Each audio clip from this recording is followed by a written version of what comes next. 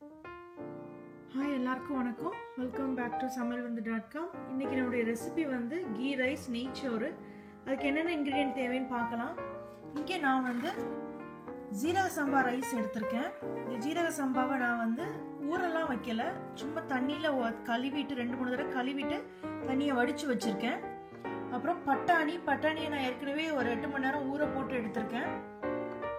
கொஞ்சோண்டு கட் பண்ண கொத்தமல்லி, புதினா, அப்புறம் ஒரு பெரிய சைஸ் ரெட் ஆனியன் நல்லா ஸ்லைஸ் பண்ணது, ஜிஞ்சர் கார்லிக் இடிச்சு வச்சிருக்கேன். அது ஒரு டேபிள் ஸ்பூன் அளவு எடுத்துக்கோங்க, ஏன்னா அதுதான் நமக்கு நல்லா ஸ்மெல்லுக்கு தரப்போகுது. 2 பச்சை மிளகாய், கேஷ்யூ நட்ஸ், இது வந்து ஒரு கைப்பிடி அளவு எடுத்திருக்கேன். அப்புறம் சால்ட்டு தேவையான அளவு. இதுதான் ஹோல் கரம் மசாலா, நம்ம முழுசாவே உள்ள போட போறோம். 2 பிரியாணி இலை, பட்டை, கிராம்பு, ஏலக்காய், ஜீரகம், அப்புறம் நல்ல மிளகு, இதெல்லாம் போட போறேன். கீ ரைஸ்க்கு கீ தான் ரொம்ப முக்கியம்.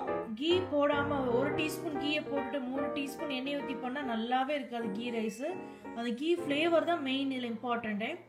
நான் வீட்டிலேயே உருக்கின கீ வச்சுருக்கேன். இந்த கீ தான் ஆட் பண்ண போகிறேன். அரௌண்ட் 4 டேபிள் ஸ்பூன் அளவுக்கு நான் கீ ஆட் பண்ண போகிறேன். இதுதான் இன்க்ரீடியன்ஸ். நம்ம எப்படி பண்ணுறதுன்னு பார்க்கலாம். ஃபஸ்ட்டு இந்த பேனை ஹீட் பண்ணிக்கலாம். ஆக்சுவலி இன்னைக்கு நான் வந்து இந்த கீ ரைஸ் வந்து எலக்ட்ரிக் ரைஸ் குக்கரில் தான் வைக்க போகிறேன். ஓகே, வெயிட் பண்ணலாம். அதில் பேன் கொஞ்சம் ஹாட் ஆகட்டும். அதுக்கப்புறம் நம்ம கீ ஆட் பண்ணி அதில் இன்க்ரீடியன்ட் 1 by 1 ஆட் பண்ணி நெய் நல்லாவே காஞ்சிருச்சு. இப்போ நான் வந்து இந்த ஹோல் கரம் மசாலா எல்லாத்தையும் மொத்தமாக போட போகிறேன். பட்டை, கிராம்பு, ஏலக்காய், ஜீரகம், மிளகு, அப்புறம் பிரியாணி இலை. லைட்டாக பொரிஞ்ச உடனே வெட்டி வச்சுட்டு வெங்காயத்தை சேருங்க. ஆக்சுவலி இந்த வெங்காயம் வந்து நல்லா ப்ரௌன் ஆகணும். எப்படி பிரியாணிக்கு நம்ம வந்து நல்லா ப்ரௌன் ஆக வர வதக்குவோமோ அதே மாதிரி தான் இதையும் வதக்கணும். ஏன்னா நம்ம இதில் எக்ஸ்ட்ரா எந்த இன்க்ரீடியன்ட் ஆட் பண்ண போகிறதில்ல. இதில் சுத்தமான நெய், அப்புறம் வெட்டி வச்சுருக்க வெங்காயம். அந்த வெங்காயம் நல்லா ப்ரௌன் ஆகி ஒரு விதமான ஸ்வீட்னஸ் கொடுக்கும். எப்போவுமே நம்ம இந்தியன் சைட் வெரைட்டி ரைஸ் பண்ணுறதா இருந்தாலே ரெட் ஆனியனே யூஸ் பண்ணுவேன். ஏன்னா ரெட் ஆனியன் வந்து நல்லா அதுலேருந்து ஒரு விதமான காரமும் வரும், ஸ்வீட்னஸும் வரும். அது நல்லா ப்ரௌன் ஆச்சுன்னா ஒரு விதமான ஸ்வீட்னஸ் வரும். ஸோ எப்போவுமே ரெட் ஆனியன் யூஸ் பண்ணுங்கள். எல்லோவோ ஒயிட் ஆனியனோ யூஸ் பண்ணிடாதீங்க. ஓகே, நல்லா வதக்கலாம். ஆக்சுவலி சில பேர் வந்து நெய்ச்சோறு பண்ணும்போது தேங்காய் பாலை ஊற்றுவாங்க, தண்ணி ஊற்றாமல். ஆக்சுவலி இன்றைக்கி நான் வந்து தண்ணி தான் ஊற்ற போகிறேன். நல்லா வதக்குவோம். இது ஓரளவு ப்ரௌன் ஆகட்டும். அதுக்கப்புறம் நம்ம அதர் இன்க்ரீடியண்ட்டை 1 by 1 போடலாம். ஆனியன் வந்து ஓரளவு ப்ரௌன் ஆக ஆரம்பிச்சிருச்சு. இந்த ஸ்டேஜில் நான் வந்து முந்திரி பருப்பு போட போகிறேன். முந்திரி பருப்பு வந்து இந்த நெய்ச்சோறுக்கு நல்ல ஒரு ரிச்னஸை கொடுக்கும். அதோட இந்த இடித்து வச்சுருக்க இஞ்சி வெள்ளைப்பூடு, கீரி வச்சுருக்க பச்சை மிளகாய்.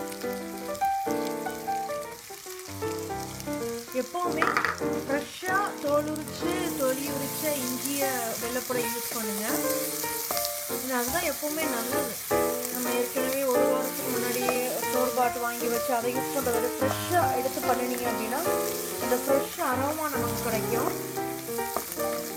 நான் இது மாதிரி வெரைட்டி ரைஸ் பண்ணும்பொழுதுலாம் ஜிஞ்சர் கார்லிக் தான் அதில் மெயின் இம்பார்ட்டன்ட் ஸ்டஃப்பே. ஸோ அதனால் எப்போவுமே ஃப்ரெஷ்ஷாக ஆட் பண்ணுறதுக்கு ட்ரை பண்ணுங்கள். ஓகே, இன்னும் கொஞ்சம் இது வதங்கட்டும். நம்ம அதுக்கப்புறம் அடுத்த இன்க்ரீடியண்ட் ஆட் பண்ணலாம். நான் வந்து இந்த வெட்டி வச்சுருக்கோம் இல்லையா, அலசி வெட்டி வச்சுருக்கோம்ல, அந்த புதினா கொத்தமல்லியை போடுறேன். கொத்தமல்லி எடுத்து வச்சுருக்கேன். அதை நம்ம தண்ணி ஊற்றுற நேரத்தில் போடலாம்.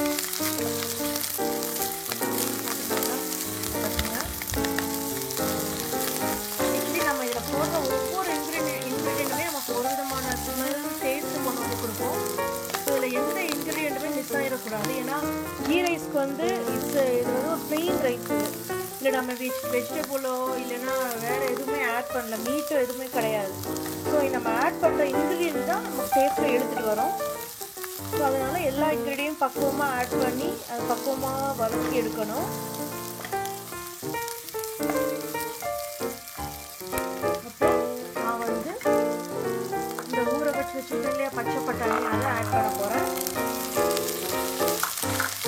பச்சை பட்டாணி கூட இந்த ரைஸ், ஜீரக சம்பா ரைஸ் இருக்குல்லையே, அதையும் ஆட் பண்ணுறேன். ஆட் பண்ணிட்டு நல்லா மிக்ஸ் பண்ணி எடுங்க. ஒரு அரை நிமிஷம் உள்ள இந்த சூட்டில் இருந்தால் போதும்.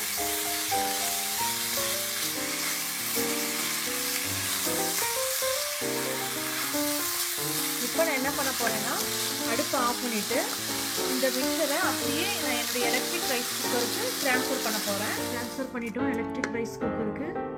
இப்போ நான் வந்து இதில் வாட்டர் ஆட் பண்ண போகிறேன். இந்த கப்பு தான் நான் வந்து ரைஸ் எடுத்தேன். ஸோ இந்த கப்புக்கு நான் 1 கப்பு ரைஸ்க்கு 2 கப்பு தண்ணி ஆட் பண்ண போகிறேன். இல்லை நான் 2 கப்பு ரைஸ் எடுத்துருக்கனால 4 கப்பு தண்ணி ஊற்ற போகிறேன். இங்கே வந்து நான் ரைஸை வந்து ஊற வைக்கல. நீங்கள் ஊற வச்சிங்க அப்படின்னா 1 கப்பு ரைஸ்க்கு 1.5 கப்பு தண்ணி ஊற்றினா போதும். நான் இன்னும் கொஞ்சம் தண்ணி ஆட் பண்ணுறேன். 1 கப் ஊற்றிட்டேன், இன்னும் நான் 3 கப்பு ஊற்றியாச்சு. இப்போ நான் தேவையான அளவு உப்பு சேர்க்குறேன் இதில். அதுக்கப்புறம் நம்ம ஏற்கனவே கொஞ்சம் புதினா கொத்தமல்லி எடுத்து வச்சேன்னு சொன்னோம்ல, அதையும் ஆட் பண்ணிக்கிறேன். அப்போ எண்டை கொஞ்சம் ஆட் பண்ணுறேன். இப்போ நல்லா மிக்ஸ் பண்ணி விட்டுக்கிறேங்க. அப்புறம் மிக்ஸ் பண்ணிட்டு லைட்டாக எடுத்து டேஸ்ட் பண்ணி பாருங்கள். உப்பு போதும் அப்படின்னா உப்பை விட்டுருங்க. எடுத்து குடிச்சு பார்த்துட்டு தண்ணியை குடிச்சு பார்த்தீங்கன்னா உப்பு அப்படி கச்சி கிடக்கணும். அப்படி கச்சி கிடந்துச்சுன்னா அந்த ரைஸுக்கு தேவையான உப்பு இருக்குன்னு அர்த்தம். இன்கேஸ் உப்பு பத்தலை அப்படின்னா இந்த டைமில் தான் உப்பு போடணும். ரைஸ் வச்சுட்டு உப்பை கலந்தோன்னா அது நல்லாவே இருக்காது. ஸோ இப்போ எனக்கு எல்லாம் முடிஞ்சிருச்சு. நான் வந்து இதை க்ளோஸ் பண்ணுறேன். பண்ணிவிட்டு ஒயிட் ரைஸ் ஆப்ஷனை கிளிக் பண்ணுறேன். எனக்கு ஒயிட் ரைஸ் ஆப்ஷன், உங்கள் ரைஸ் குக்கரில் என்ன மாதிரி ஆப்ஷன் இருக்கோ கிளிக் பண்ணுங்கள். ஓகே, ரெடியான பிறகு பார்க்கலாம் நம்ம கீ ரைஸ் எப்படி இருக்கு. ஒன்ஸ் நீ ரைஸ் குக்கரை ஓப்பன் பண்ணிட்டாலே ஓக் எடுத்து ரிலீஸ் பண்ணுவாங்க. இது மாதிரி உள்ள ஒரு லைன் போட்டுருக்கோம். அதை மட்டும் போட்டு விட்டுட்டீங்க அப்படின்னா நம்ம வந்து எடுக்கும்போது ரைஸ் நம்ம சர்வ் பண்ணும்போது ஒன்னோட ஒன்று ஒட்டிக்காமல் ஸ்டிக்கி இல்லாமல் குலையாமல் அப்படி உதிரி உதிரியாக கிடைக்கும்.